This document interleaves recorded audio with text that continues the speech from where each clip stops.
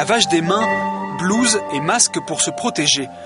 Avec ces gestes tout simples, la lutte contre les bactéries est déclarée.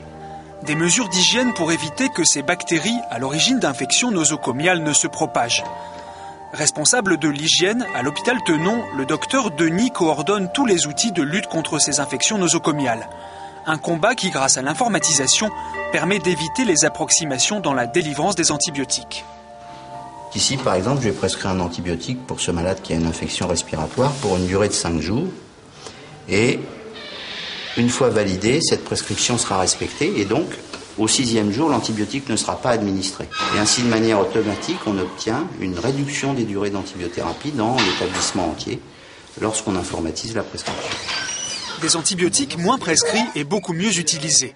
À l'hôpital Tenon, toutes les prescriptions des médecins passent entre les mains de Sabine Guessant, la pharmacienne. C'est elle qui décide que chaque traitement est adapté. Pas question pour autant de rationner les médicaments. C'est pas rationner, c'est rationaliser, c'est-à-dire vraiment utiliser le bon antibiotique au bon moment, au bon malade et pour le bon germe. Grâce au contrôle des antibiotiques et à l'hygiène, les spécialistes estiment qu'il est possible de réduire de moitié les infections à l'hôpital. Pour autant, la bataille contre les bactéries est loin d'être gagnée.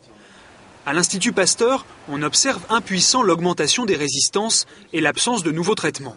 Des antibiotiques qui n'intéressent plus les grands groupes pharmaceutiques. Les prescriptions d'antibiotiques sont courtes, c'est 1 semaine, 5 jours, 7 jours, vous voyez. Donc les profits sont faibles et l'industrie pharmaceutique a tendance à s'orienter vers des maladies chroniques, Parkinson, Alzheimer, où vous faites une ordonnance à renouveler pendant 30 à 40 ans, ce qui n'est pas du tout la même chose.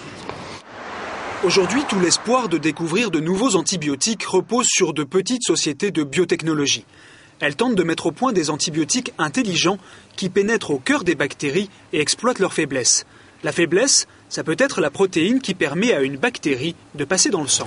Donc il s'agit d'une cible isolée d'une bactérie pathogène responsable d'infection à l'hôpital, d'infection nosocomiale. L'idée que l'on a aujourd'hui en ciblant cette protéine en particulier, c'est de trouver des petites molécules qui vont l'empêcher d'agir.